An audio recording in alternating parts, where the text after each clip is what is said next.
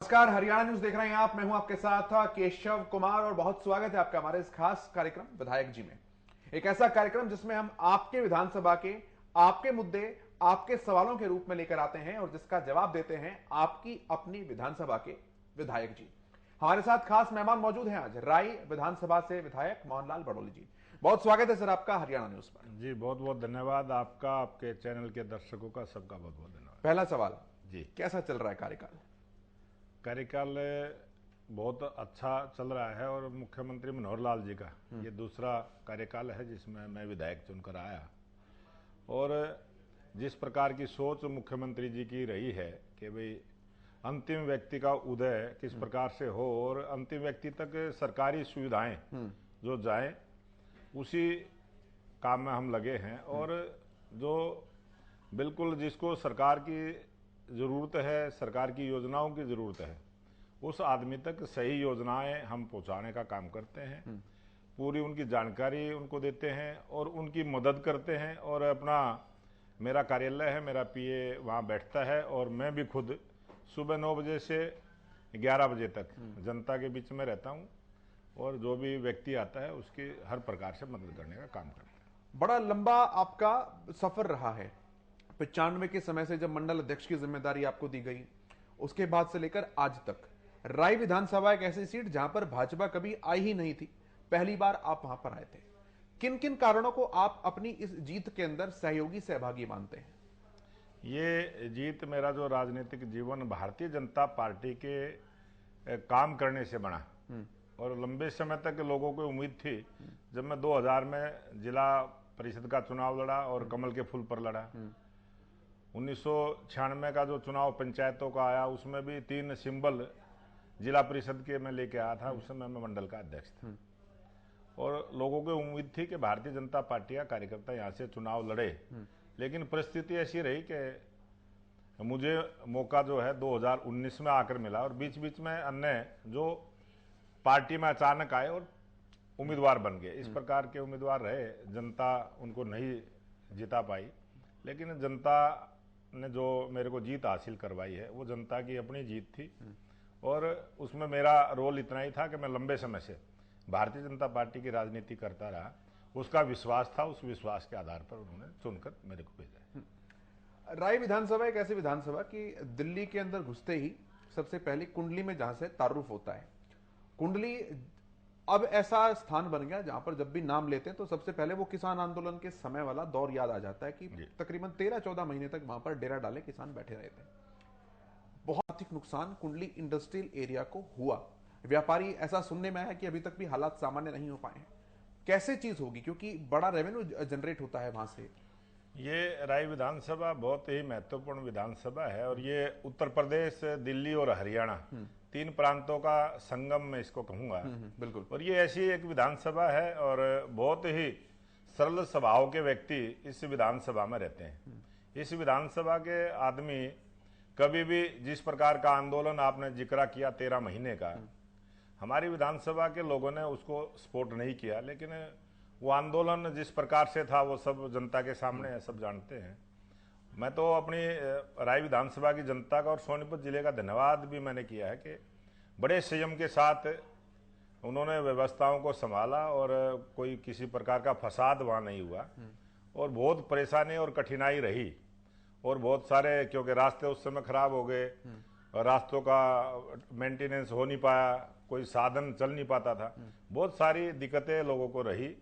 और ये तो समय जिस प्रकार से गुजरा है बड़ा कष्ट का था। हालात सामान्य हो और गए हैं। अब जब से ये आंदोलन खत्म हुआ उसके तुरंत बाद आप देखेंगे 12 लेन का हाईवे का निर्माण अब लगभग 20% बाकी है, बाकी पूरा हो चुका है।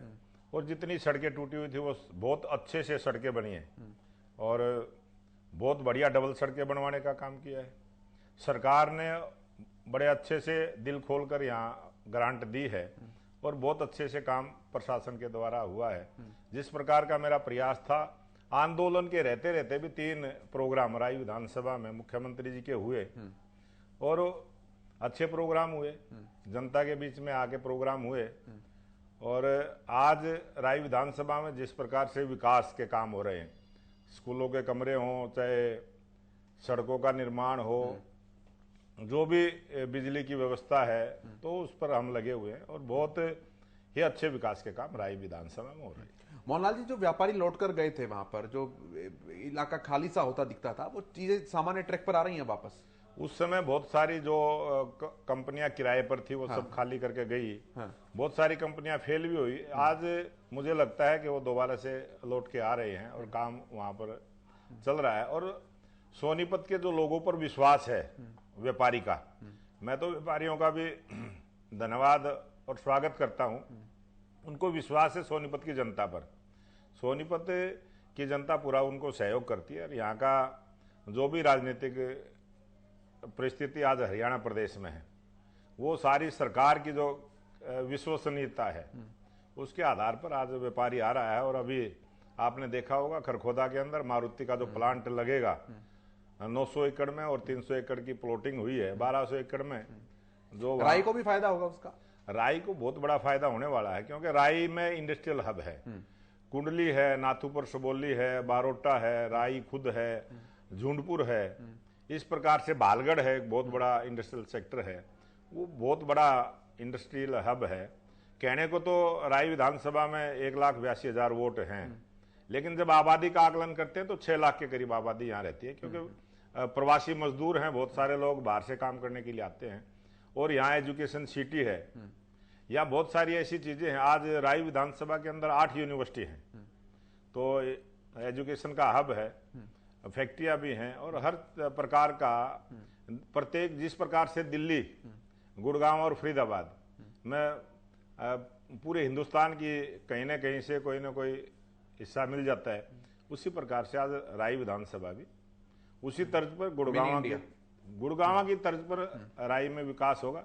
और आज जिस प्रकार से प्राइवेट बिल्डरों की वहाँ कॉलोनियाँ बसी हैं और वो मॉल वगैरह बने हैं, वो सब एक शुरुआत है।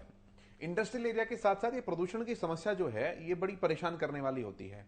आपने विधानसभा चुनाव में इस बात को उठाया भी था और उस पर काम करने की दिशा में आपने कहा भी था कि हम काम करेंगे। कहां तक पहुंची है वो चीजें? आज हमारा जो पोल्यूशन बोर्ड है वो अच्छे से काम वहाँ कर रहा है और हमारी जो फैक्ट्रियाँ वाले भी हैं वो भी उसकी तरफ ध्यान देते हैं। आज मैं देखता हूँ कि सबसे ज़्यादा तो यहाँ जो फैक्ट्रियों का जो धुआं निकलता था उसका ही पोल्यूशन बहुत ज़्यादा होता था। आज उस पर सुधार है और आज पोल्यूशन में काफ़ी कमी आई। आपने कहा था कि अब मेट्रो जो आएगी दिल्ली से और एक्सटेंडेड जो उसका फेस होगा, उसे भी हम आगे पानीपत तक लेके जाने का काम करेंगे। ये कोरोना काल भी ऐसा रहा, किसान आंदोलन भी बीच में ऐसा रहा, चीजें बहुत सारी बाधित हुई। मेट्रो का जो है, अभी हमारी मीटिंग थी और उसमें ये बात आई थी कि मेट्रो जो नरेला से कुंडली तक जुड़नी है वो सैंक्शन हुई है, वो अभी उस पर काम शुरू होगा। और रैपिड रेलवे का जो एक प्रोग्राम है, पहले फेज में पानीपत तक, फिर वो करनाल तक जाएगी, उसकी भी योजना है। और अभी अधिकारियों से मेरी कुछ ही दिन पहले बात हुई है, वो क्योंकि जो हिस्सा दिल्ली सरकार ने, केजरीवाल सरकार ने जो जमा कराना है, जिस प्रकार से आपको ध्यान में होगा मेरठ की जो रैपिड रेलवे का काम हुआ है, वो भी उन्होंने सुप्रीम कोर्ट से केस डालकर दबाव बनाया था। उसी प्रकार का दबाव हरियाणा सरकार की तरफ से भी हम प्रयास कर रहे हैं और उसको जल्दी से, उस प्रकार से इसको जल्दी से पूरा करवाने का काम करेंगे। नेता नगरी के अंदर ये बातें चलती है कि मोहनलाल बड़ोली जी वो ऐसे इकलौते विधायक हैं जिनकी सबसे ज्यादा दरखास्त हैं जो कि मुख्यमंत्री जी के पास पड़ी हैं, वो एक्सेप्ट भी सबसे ज्यादा की गई हैं और रिजेक्ट भी सबसे ज्यादा की गई हैं। आज जिस प्रकार से जो भी सरकार का पोर्टल बनता है, ग्राम दर्शन पोर्टल बना, तो राई विधानसभा के सबसे ज्यादा काम की मंजूरी, परमिशन उस पोर्टल पर हुई। जिस प्रकार से हमारा कुंडली नगर पालिका बनी है, उसका भी जो पोर्टल बना, उसमें भी हमारे बहुत सारे काम मंजूर हुए हैं और बहुत सारी योजनाएं हमारी मंजूर हुई हैं, क्योंकि मैं लगातार उस काम में लगा रहता हूं। और हमारा बहुत एक जीटी रोड नेशनल हाईवे 44 पे जो पोर्ट बस अड्डे का निर्माण होना, वो बहुत जल्दी उसका भी काम शुरू होगा। हाँ, बस अड्डे का जिक्र कर रहे हैं आप, भालगढ़ के पास कोई बस डिपो भी बनना है, पोर्ट बस डिपो बनना है और वो पीपी मॉडल पर, वो उसकी, उसमें देरी किस बात की हो रही है मोहनलाल? वो पहले नेशनल हाईवे ने उसका निर्माण करवाना था, उसकी दिल्ली फाइल गई थी, उसमें बहुत सारी एक ऑब्जेक्शन लग के आए कि उससे जब गाड़ियां निकलेंगी तो वो कैसे जीटी रोड पर आएंगी। उसके लिए पीछे से रास्ता नहीं था, वो फ्रंट उसका 3 एकड़ का फ्रंट है नेशनल हाईवे पे, उसके पुल की प्रपोजल आई थी, उसका सर्वे भी हुआ था, उसमें कुछ ऑब्जेक्शन लगे, उसके बाद वो पीपी मॉडल पर अब कब तक चालू हो जाएगा काम वहां का, क्या उम्मीद है? ये जल्दी मेरे को लगता है इसी साल उसका काम चालू होगा। कुछ और भी चीजें हैं जो कि हमने थोड़ी सी स्टडी की राय विधानसभा की, कुछ समस्याएं भी निकलकर सामने आई। तो ये है कि मोतीलाल खेलकूद स्कूल है, उसे यूनिवर्सिटी में तब्दील किए जाने का काम था। अब लोगों का ये कहना कि कांग्रेस के समय जो हो गया था वो हो गया था, आगे उसको बढ़ाने को लेकर तकरीबन फुल स्टॉप सा लगा हुआ है। कहां तक सच्चाई है इन बातों में? उसमें राय स्पोर्ट्स स्कूल जो है, एक प्रपोजल विधानसभा में पास हुई, कानून बना, और उसमें कुछ कानूनी अड़चने आई, उसको वापस लेना पड़ा, और वापस लेके उसी सेशन में ही 2 दिन के बाद ही फिर उसको यूनिवर्सिटी बनाने का प्रस्ताव पास हुआ है सरकार से।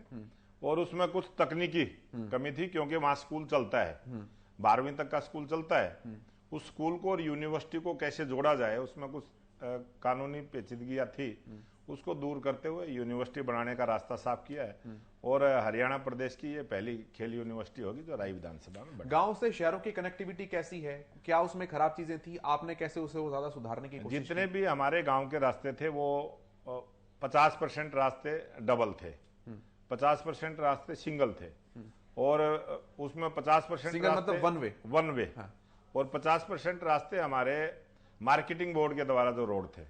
तो मार्केटिंग बोर्ड के जो रोड थे सिंगल, उनको पीडब्ल्यूडी में कन्वर्ट करवा के और उनको डबल बनवाने का काम किया। ऐसे 14 रास्ते राय विधानसभा के मार्केटिंग बोर्ड से पीडब्ल्यूडी में कन्वर्ट हुए। और जो मार्केटिंग बोर्ड के भी रोड थे, 6 रोडों का एक बार टेंडर हुआ, 9 रोड का एक बार, 15 रोड वो नए बने हैं। और 3 रोड मेरे विधायक बनने के बाद जो उन पर खाली कारपेटिंग का काम बाकी था, वो भी हमने पूरा करवाया है।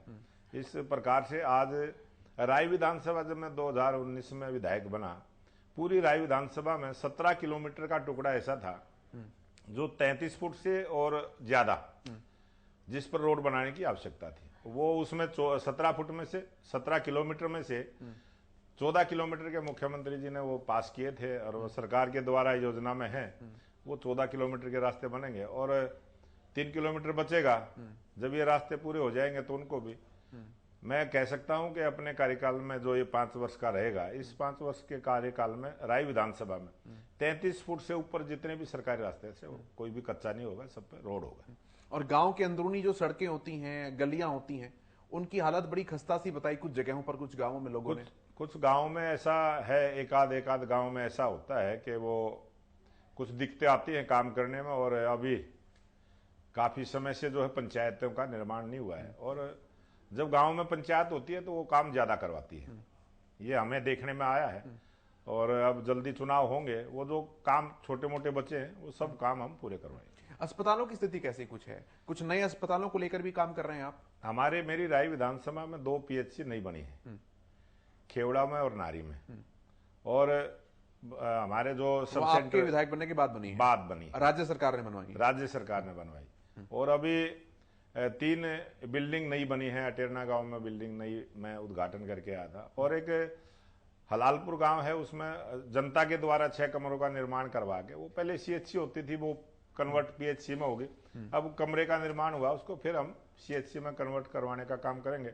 कई सारे ऐसे काम हैं जो स्वास्थ्य के प्रति हम काफी गंभीरता से काम करते हैं। और शिक्षा, स्वास्थ्य और सड़कें और पीने का पानी और आम रास्ते हैं, उसकी तरफ मेरा विशेष फोकस है। और मैं उसमें काम करता रहता हूँ, अध्ययन करता रहता हूँ। और सरकार से जो मंजूरी लेके आना है, बजट जो लेके आना है, सबसे अच्छा बजट मुख्यमंत्री के द्वारा राय विधानसभा के लिए पास हुआ है। शिक्षा की आप बात कर रहे हैं, पड़ोसी राज्य के मुख्यमंत्री हैं केजरीवाल साहब, वो अपना शिक्षा मॉड्यूल सबसे आगे लेकर के आते हैं और बताते हैं किस किस तरह से हम काम कर रहे हैं। हरियाणा के साथ भी वो तुलना करते हैं। राय विधानसभा के स्कूलों की अगर मैं बात करता हूं तो कुछ शिकायतें ऐसी मिली जहां पर टीचर्स नहीं हैं, कुछ ऐसी है जहां पर बच्चे आज भी टाट पट्टी पर बैठ रहे हैं, कुछ ऐसे हैं जहां पर ब्लैक बोर्ड्स ठीक नहीं है, इक्विपमेंट्स जो है एजुकेशन के वो ठीक नहीं है। तो कैसे तुलना करेंगे और कैसे उसको फिर और ज्यादा बढ़त बनाने की कोशिश करेंगे उसमें? मैं कह सकता हूं कि राय विधानसभा में जितने भी हमारे स्कूल हैं और एजुकेशन डिपार्टमेंट की तरफ से जितनी भी डिमांड हमारे पास आई, और मैं बहुत सारे स्कूलों में दौरा करके आया, आज बहुत साफ सुथरे स्कूल हैं, बहुत अच्छे से हैं। टीचरों की कहीं कहीं कमी है, वो मैं स्वीकार करता हूं। और कई स्कूलों में टीचर ठीक है अच्छे हैं। कहीं एक आध स्कूल में टीचर ज्यादा थे तो उनको कन्वर्ट करके, और इस महीने में ही जो अब पॉलिसी एक बनी है और पोर्टल के द्वारा जिन स्कूलों में जिस प्रकार से टीचर की आवश्यकता थी, बहुत सारे स्कूल ऐसे थे जहां पर टीचर तो थे, बच्चे नहीं थे पढ़ने वाले, तो उनका भी सिलेक्शन करके और एक मॉनिटरिंग के द्वारा वो काम हुआ है। मुझे लगता है कि इस महीने में जहां भी टीचरों की कमी रहेगी, हमारी सरकार ने एक पॉलिसी बनाई है कि हम टीचर भर्ती करेंगे, और जहां जिस सब्जेक्ट के बच्चे हैं और उनको टीचर की आवश्यकता है उस प्रकार का टीचर हम देने का काम करेंगे सरकार की योजना में। भर्तियां हो भी नहीं रही है बहुत समय से, ये भी शिकायत है बच्चों। ये जरूर है कि बहुत समय से भर्तियां नहीं हुई, अब योजना बनी है और हम रोजगार भी देंगे और बच्चों को टीचर भी देंगे। एक राजीव गांधी एजुकेशन सिटी है, लोग कहते हैं कि इसलिए इस पर ध्यान नहीं दिया जा रहा क्योंकि इसका नाम कांग्रेस से जुड़ा हुआ है, राजीव गांधी जी से जुड़ा हुआ है। ये जब राजीव गांधी एजुकेशन सिटी बनी थी, इसकी योजना तो 2006 में हुई थी, घोषणा हुई थी जब कांग्रेस का राज था। उसके बाद 2014 में जब हमारी सरकार आई, वो तो ऑन रिकॉर्ड है, पेपर में है, राजीव गांधी एजुकेशन सिटी में हमारी सरकार आने के बाद ही यूनिवर्सिटी आनी शुरू हुई है। उससे पहले वहां कुछ रोड बना था, कुछ प्लॉट कटे थे, कुछ जैसे फार्म भरते हैं, अप्लाई करते हैं, किसी को अलॉटमेंट होती है, और जिन जिन लोगों को यूनिवर्सिटी के लिए अप्लाई किया उन्होंने मंजूरी ली, उन्होंने पैसे जमा नहीं करवाए, तो वो बहुत सारी अड़चनें उसमें रही थी।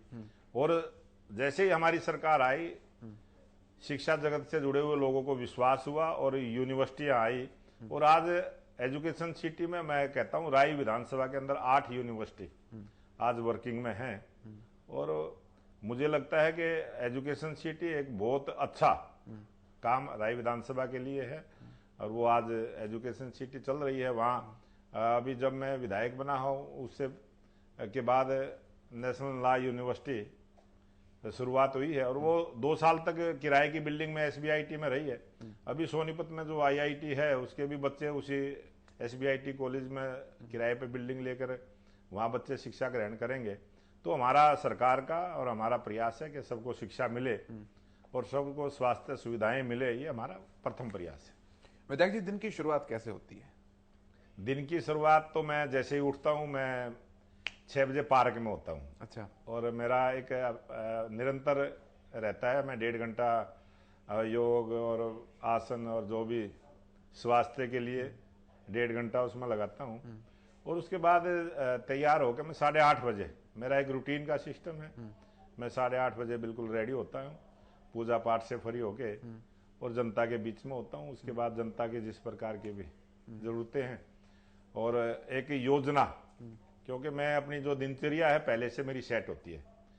मैं जो 2 घंटे का समय सुबह 9 से 11 वो जनता जिस प्रकार के काम लेकर आती है वो करता हूँ। टेलीफोन करते हैं, जनता दरबार लगता है। जनता दरबार लगता है। उसके बाद 11 बजे के बाद पहले से योजना होती है, जिस गांव में जाना होता है उनको सूचना दी जाती है, और पूरी प्लानिंग के साथ मैं अपना राजनीतिक, क्योंकि बहुत लंबा अरसा राजनीति का रहा है, तो पूरी योजना के साथ मैं जनता के बीच में रहता हूँ। अपना फोकस जनता की समस्याओं के ऊपर रहता है। तो कहते हैं संघीय आदमी का तो मिनट पहले से तय हो जाता है। मेरा तो महीने तक का भी रूटीन में आप चेक करेंगे तो 1 महीने का शेड्यूल पहले से तैयार होता है कि किस गांव में, और जितने भी मेरी विधानसभा के काम होते हैं वो मेरी टिप्स पे होते हैं, मेरे को सब ध्यान में भी होता है। सब जितने भी काम हैं, जिस प्रकार की लोगों की समस्याएं भी रहती है, जैसे अभी हमने 45 मीटिंगें मैंने अभी 1 हफ्ता पहले ही की है। पूरी राय विधानसभा का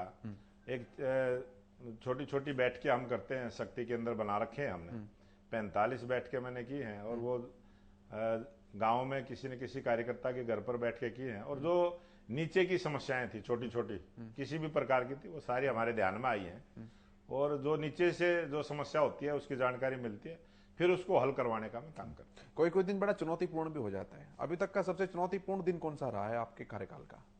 चुनौतीपूर्ण दिन नहीं कहूंगा मैं, वो एक समय था चुनौतीपूर्ण जब ये आंदोलन की शुरुआत हुई थी, और वो क्योंकि इस प्रकार की कल्पना नहीं थी भाई ऐसा भी कुछ होगा।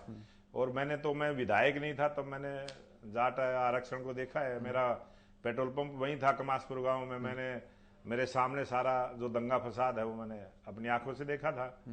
और वो भी एक अलग प्रकार का अनुभव रहा है। और ये जो आंदोलन चला इसका भी एक अलग प्रकार का था, और रोज यही रहता था कि शांति बनाए रखें लोग, और कोई विवाद, कई प्रकार के वहां विवाद हुए जो आपके मीडिया में सुर्खियों में रहे हैं, और वो विषय इस प्रकार का था कि वो आस्था से, धर्म से जुड़ा हुआ था, और हम पॉलिटिकल लोग हैं, हम उस पर ज्यादा बयानबाजी करते भी नहीं है, लेकिन जिस प्रकार से वो चैलेंजिंग सा समय था, बहुत चैलेंजिंग समय था, उसी को मैं अपने इस विधायक काल में सबसे बड़ा उसी को मानता हूँ।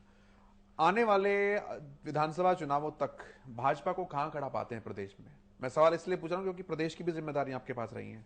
नहीं, मैं आज प्रदेश का महामंत्री की जो मेरे पास जिम्मेवारी है विधायक के साथ साथ, हम पार्टी का निरंतर काम करते रहते हैं। और चैलेंज आज जिस प्रकार का राजनीतिक हालात हरियाणा प्रदेश के अंदर है, क्योंकि आदमी काम को देखता है, और जो केंद्र सरकार की लोकप्रिय प्रधानमंत्री नरेंद्र मोदी जी की जो काम करने का, और जिस प्रकार से जिस प्रकार की सहायता सरकार से मिलनी चाहिए वो पूरी की पूरी देने का जो विजन उनके पास है, चाहे किसान सम्मान निधि है, पूरी 6,000 रुपये साल के मिलते हैं तो पूरे उनके खाते में जाते हैं।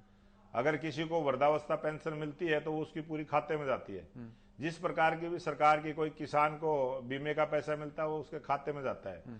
किसी को शादी के लिए पैसा मिलता है गरीब आदमी को तो उसके खाते में जाता है। ये जो योजनाएं सरकार ने चलाई है कि किसी का हक दूसरा ना खा जाए, गरीब का हक गरीब तक पहुंचे, ये सरकार की सोच रही है। और उसी से मेरे को लगता है कि जो आज हरियाणा प्रदेश की जनता को ये विश्वास है कि सही सेवक के रूप में अगर कोई सरकार है तो मुख्यमंत्री मनोहर लाल जी की, और केंद्र में नरेंद्र मोदी जी की सरकार है, उस पर पूरा भरोसा है। और आज तो अभी 2024 का चुनाव आएगा, आज वो तो सब बोलते हैं 24 में मोदी जी को कोई रोकने वाला है नहीं, और ज्यादा सीटें और बढ़कर आएंगी। हुड्डा साहब कहते हैं, कांग्रेस पार्टी कहती है कि हालात प्रदेश के ठीक नहीं है, क्राइम में ऊपर बढ़ रहा है, रोजगार लोगों को मिल नहीं रहे हैं, अब पेपर लीक के मामले दुनिया भर के सामने आते हैं। कहां कहां से आरोप लगाते हैं ढूंढ करके? अब ये एक जिस प्रकार के आरोप लगाते हैं, कभी कोई आरोप लगाना बहुत आसान है, उसको सिद्ध करना चाहिए। कोई भी आरोप सिद्ध नहीं हुआ। कहते हैं विधानसभा में बोलने नहीं देते मुझे, बोलने नहीं देते तो फिर ये तो उनकी कमजोरी है। विधानसभा के अंदर विपक्ष के नेता होने के नाते, और विपक्ष हमारी जब से 2019 से मैं विधायक बना, हमारे जो स्पीकर महोदय हैं वो पूरा बराबर का समय देते हैं, और हम कई बार देखते हैं विपक्ष वालों को ज्यादा बोलने का समय देते हैं और पक्ष वालों को कम देते हैं। ये हमारे बीजेपी के और जो हमारे समर्थक विधायक हैं उनकी तरफ से शिकायत रहती है कि हमें कम समय मिलता है, और चैनल पर बैठकर हुड्डा जी बोलते हैं कि हमें कम समय मिलता है, जबकि वास्तविकता क्या है? आजकल तो सब मीडिया का जमाना है, टेक्नोलॉजी का जमाना है, सब लोग सर्च करते हैं कौन सच बोलता है कौन झूठ बोलता है, और उनके कहने से सारी बातें ठीक नहीं होती। ये तो बहुत सारी चीजें ऑन रिकॉर्ड हैं। आज तकनीकी का जमाना है। मुझे लगता है कि आज जो विश्वास भारतीय जनता पार्टी के ऊपर जनता का है, और किसी राजनीतिक दल पर उस प्रकार का विश्वास नहीं है। उदय भान जी और हुड्डा साहब जोर तो पूरा लगा रहे हैं कांग्रेस को मजबूत करने में लगातार। वो जोर जो लगा रहे हैं वो अपना जो कांग्रेस पार्टी का गुट है, कांग्रेस पार्टी के नेताओं में जो हताशा और निराशा, और जिस प्रकार से उनका अभी राज्यसभा के चुनाव हुए थे किस प्रकार से उनका हुआ है वो सबके सामने है, और उनकी आपस में ही जिस प्रकार की लड़ाई है। आज कांग्रेस का नेतृत्व दिशाहीन है, और बिल्कुल नेतृत्व करने की क्षमतावान लोग उनमें नहीं है। आज वो एक जिस लाइन पे कांग्रेस पार्टी चली है और जिस प्रकार का आंदोलन अभी शुरू किया है, उसका नाम ही जिस प्रकार से उन्होंने रखा है, तो उनके भाव से पता चलता है कि आज कांग्रेस पार्टी जिस प्रकार से इतने लंबे समय तक शासन में रही, आज उन सब सिद्धांतों से दूर कांग्रेस पार्टी हो चुकी है। चौटाला साहब भी जोर लगा रहे हैं, इस बार तो सम्मान रैली कर रहे हैं, विपक्षी नेताओं को न्योता दे रहे हैं, तीसरे मोर्चे की तैयारियां चल रही हैं। ये प्रयास पहले भी होते रहे हैं, और ये अब भी होते हैं, और आगे भी होते रहेंगे।